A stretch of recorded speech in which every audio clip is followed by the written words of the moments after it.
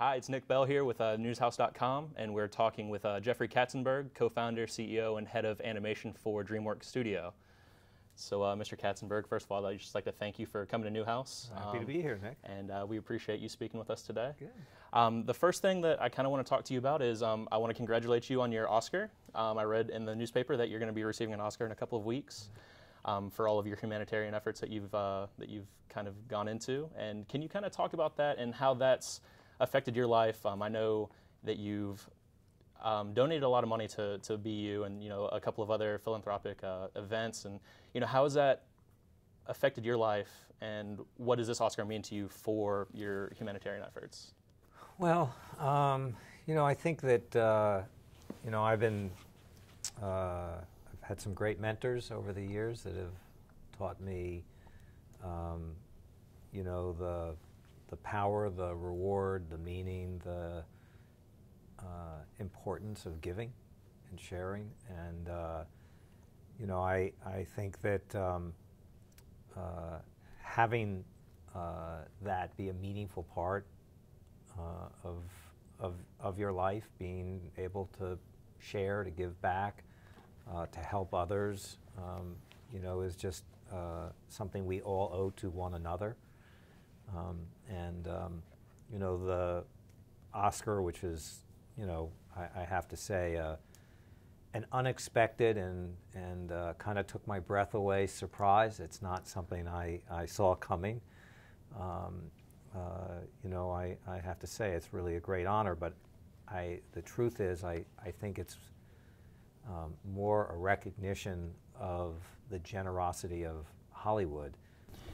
Now, is the growing middle class in China, is that one of the big reasons why you as the company, have decided to open another studio out there as opposed to maybe somewhere in Europe or even a different, Eastern country? Well, China in 4 or 5 years will be the biggest movie and entertainment market in the world, bigger than the United States. And it's still on a tremendous trajectory of growth long after that. So yes, when you look at the China market, it is the place of greatest opportunity, I think for many decades to come. Now, that presumes all sorts of things are going to go right. And, my partner David Geffen always says to me, Jeffrey, they're your plans and there's God's plans, and yours plans don't count. So we'll see, but certainly there is no place of greater opportunity, I think, in the next decade or two than there is in China. And we're just trying to get there, plant the flag early, grow with the country as it grows, contribute to that growth, be a part of that growth, because then I think we will be, embedded in the way and have a long-term future there that will be hard for others to catch up with. I know you were a big champion of 3D technology when it first came out, and I know that you've been kind of, I don't want to say upset, but you've been a little disappointed with the way that Hollywood's used it. I know that you had said a couple of times that it's a medium that Hollywood could exploit for many, many years, but they're just not doing it right. How do you feel with the way that 3D technology is being used in film now? Well, it's improved. I mean, it started out at the very top, Jim Cameron with Avatar, what we did with, Monsters vs. Aliens, it then quickly went into some really bad, repurposed, post-produced 3D that was crap, and I think it really disappointed and turned off the audience. I think our audience felt, ripped off by it, and were. And so, I think we're on a gradual path of sort of earning back, the credibility of that 3D is a creative tool, and when put in the hands of ambitious artists that are actually trying to deliver, a exceptional and a premium experience, it's a fantastic tool. Now, do you think that because the work that you've done with 3D has been so good and the critics have noticed, do you think more directors or even other studios are going to look into using 3D just a little bit more? Well, they have, and that's the great thing about it. So suddenly you have Ridley Scott, you have Ang Lee, you have Marty Scorsese, you have Steven Spielberg, you have the great filmmakers now using this as a creative tool.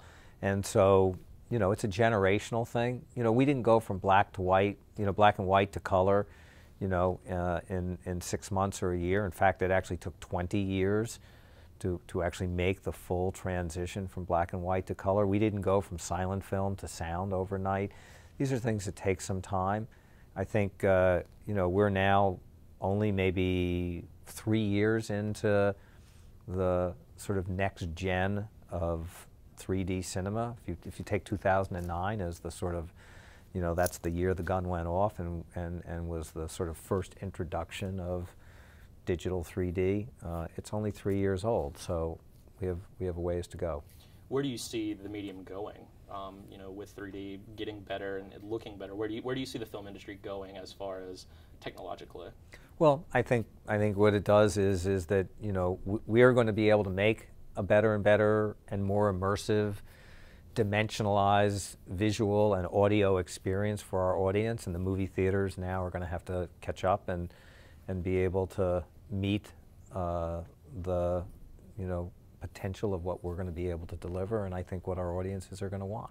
Thank you for taking the time. Thank you. And I'm sure Syracuse University is really happy to have you, so we really appreciate it. Glad to be here.